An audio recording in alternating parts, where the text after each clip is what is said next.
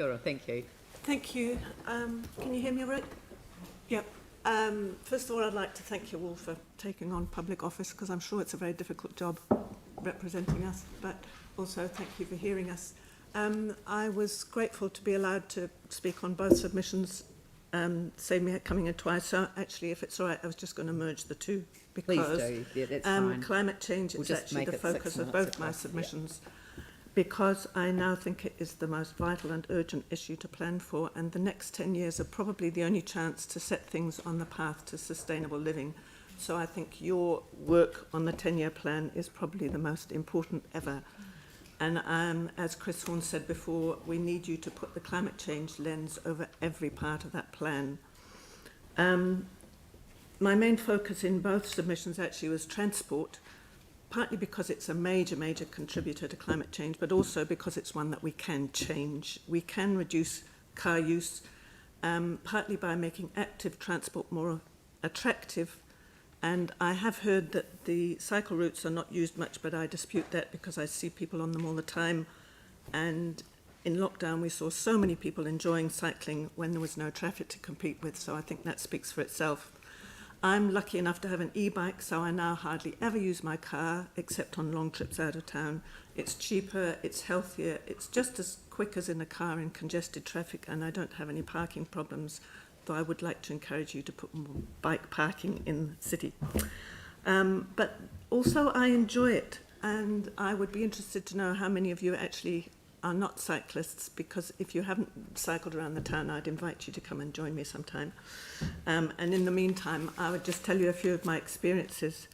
My son, because I live in Heathcote Valley, my son used to bike to school along the busy Port Hills Road, where the trucks roar up and down to and from Littleton. And although I was encouraging him to be independent, I was super anxious at first, and I was convinced that I would hear an ambulance siren no sooner had he left home. But anyway, he made it. But then one day a friend of his knocked at the door after 3 o'clock holding my son's bike helmet, saying he'd had an accident. And of course, my son is now nearly 40, but I still remember that ghastly moment, which I think no parent should actually have to go through. And then he did survive, clearly. A couple of years later, he arrived home ashen-faced because a truck had just turned immediately in front of him and virtually wiped him out, nearly wiped him out. And I think also no child should have to go through that. And so it is no wonder that parents drive their children to school and, you know, see the drop in traffic in the school holidays, or the rise, like now when I biked in, I had to cope with the 3 o'clock traffic when I was biking.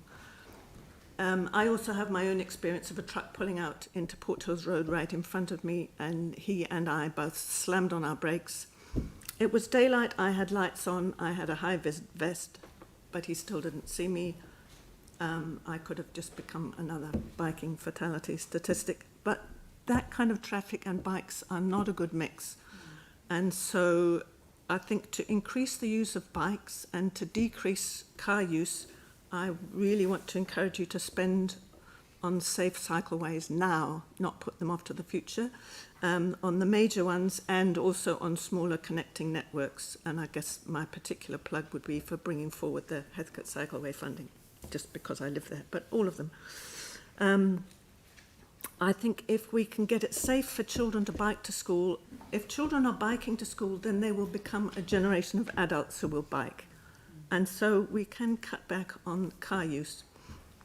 We could make Christchurch City known as a city that's easy to get around, like some of the cities around that we admire around the world. Along with that, but I haven't got time much to talk about it, is planning and designing with access to amenities within 15 or 20 minutes of active or public transport from where we live. What have I got? Just nearly 2 minutes. Okay, so another event I had recently to bike to Avonside, and part of the trip had to be on the busy Linwood Ave. And I realised how stressed and anxious I was, being squeezed over to the side of the road by heavy traffic, but also having to scan all the parked cars that I had to pass just in case one of them suddenly opened their door and flung me under some of this traffic. And then once I got onto the wonderful off-road cycle path that's between the trees down the rest of Linwood Ave, I realised how suddenly I could relax and I could enjoy the ride after having had to be hyper alert when mingling with all that traffic. So I'm really asking you to build safe cycleways, and the cyclists will flock to them. Another time that I was actually waiting for a bus at the bus stop opposite the Colombo, and it was a dark, cold, wet rush hour. And just while I was waiting for the bus, I counted over 50 cyclists passing me, negotiating that heavy traffic in those miserable weather conditions. So just think how many more cyclists would be keen to, if we had a better, safer route for them to take. And I would like to thank you for the ones that you have done so far, so I think they're great. So build safe cycleways and do it now, and also spend money on promoting behaviour change.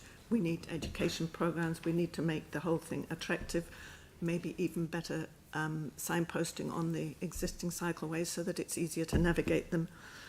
And so please recognise and act on the urgency of climate change, because nothing else will matter if we don't act now. So think about your legacy and what you will be remembered for. And I think I once said before, please don't be like those city councillors in Dovemeyer Robinson's time in Auckland when they voted against his the subway. rapid transport, voted it down by one vote. So please don't be, you know, people are saying now, if only we'd listened to Robbie, how short-sighted were we? So thank you very much, and I don't imagine you have any questions. No, thank you very much, Thank much you. appreciated.